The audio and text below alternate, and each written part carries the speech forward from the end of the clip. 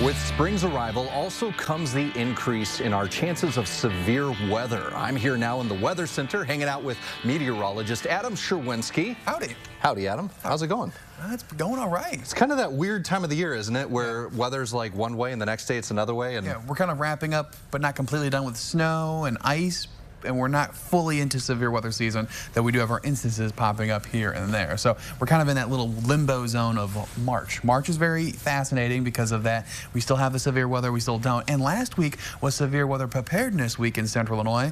And now it's in Indiana. That's their Severe Weather Preparedness Week too. So we'll talk about that here in just a second. But you have a question for me, I do have a question for you, and really you've tied right into it. How do we prepare for severe weather season? Yeah, that's a great question, because really for me, I know that knowing more information is going to help you in the long run here. You know, I think knowledge is power in that way. So let's talk about last week. I know it's already gone by, but last week was Severe Weather Preparedness Week in Illinois, and for Missouri and Kansas too, I believe, as well. But this week it's in Indiana. That's their week for it too. So our Indiana viewers might want to know more about that. Let's talk about preparedness. Their first day, Monday, was about preparedness, getting ready, getting your kits ready with all the supplies you may need if you hit for severe weather, making sure your storm shelters are ready if you have one, or you know where to go when there's severe weather too. Also, how to get your alerts too. Keep that in mind. Now, the best and I think the most reliable ways are also with our WCIA 3 weather app, there with a weather radio. Also, your EMS alerts is a great way, us on WCIA and your local radio stations. But as much as we love the old-fashioned tornado siren, I think that's great when you're outdoors, not so much when you're indoors. Hard to hear that if you have other stuff going on. Let's say you got electronics going on, you got the TV blaring. And Facebook and Twitter are great if they're from a reliable source like the National Weather Service or us at WCIA. So there's your preparedness, kind of knowing where to get your alerts first and foremost. Let's talk about lightning. That was day 2. That was Tuesday. And how lightning forms is kind of a good thing to know too.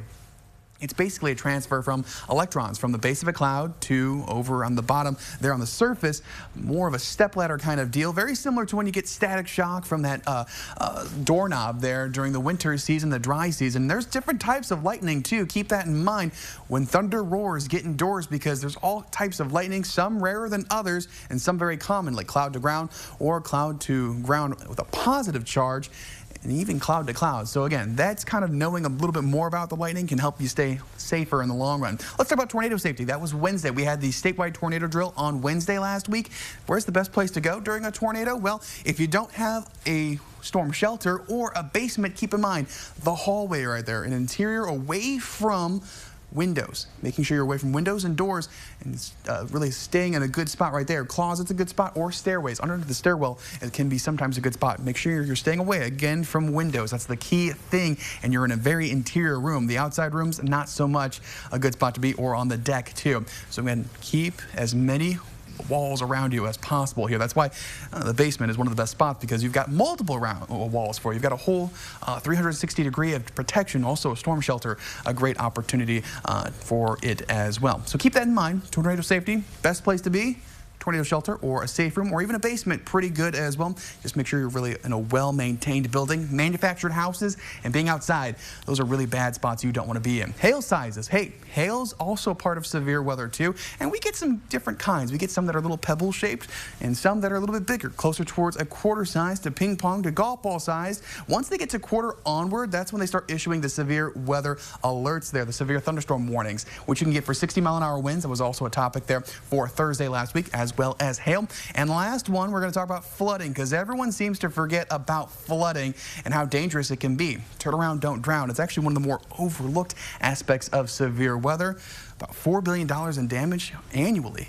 84 people roughly a year. People die from flooding each year, mostly in cars. Again, turn around, don't drown. We say it all the time.